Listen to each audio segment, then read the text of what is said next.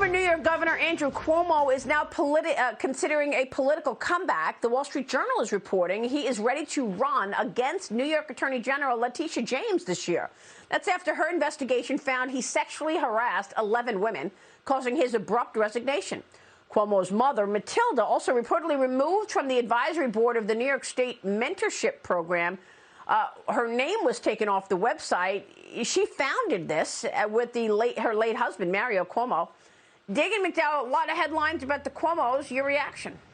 I don't know why vomitous, repulsive politicians can't just go away.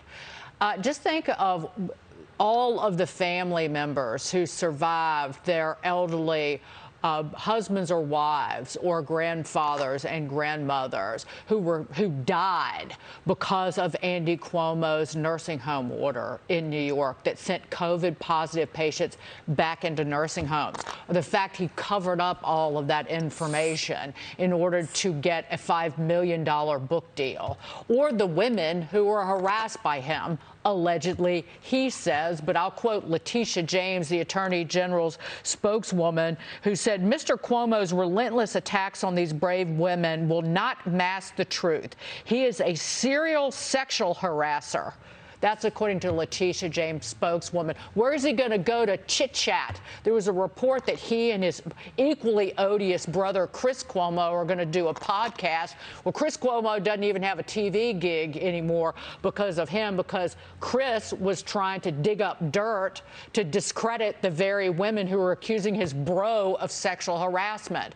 To quote Janice Dean, there are multiple investigations into other issues, into, quote, his rotten, corrupt leadership. This is the senior Cuomo there. These are investigations into his lies about nursing homes, the COVID tests that his cronies got, and also his $5 million book deal. Why on earth he thinks that he can make a comeback, I have no idea. But the mayor of New York City, Eric Adams, sat down and broke bread with him for, what, a 2-hour meal at a restaurant here in New York. And he said he should listen to Andy Cuomo. Yeah, you should listen to him if you want a playbook in corruption and disgusting behavior as the governor of New York.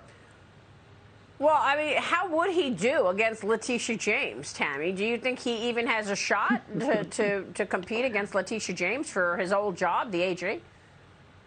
Well, you know, the state came together and eliminated the criminal cases. They weren't exonerations.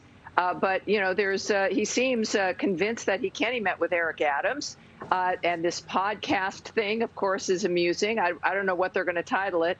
You know, how to get away with, you know, a massacre at nursing homes and walk away from that. I mean, it's a remarkable thing. And, of course, there's a lot of people, Janice Dean and so many others, who will remind people who this guy is. It's almost like you've got to deal with him, though, like a Michael Avenatti, who actually finally has found a real justice with you know, being found guilty of something.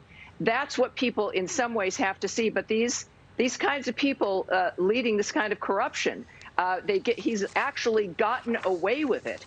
And I think that he feels that, why not? I can just keep going. He certainly seems to think that he represents politics in this state. Maybe he's right. We'll find out. God, he's not right. All right, we'll take a break. He's got $16 million still in his war chest. He spent $1 million of it, roughly, most of it on legal fees. But $16 million that people stupidly gave the elder Cuomo. Well, he joined me back in March of 2020 and discussed the bail reform, said he was going to get back to me in terms of doing something about it, and did not.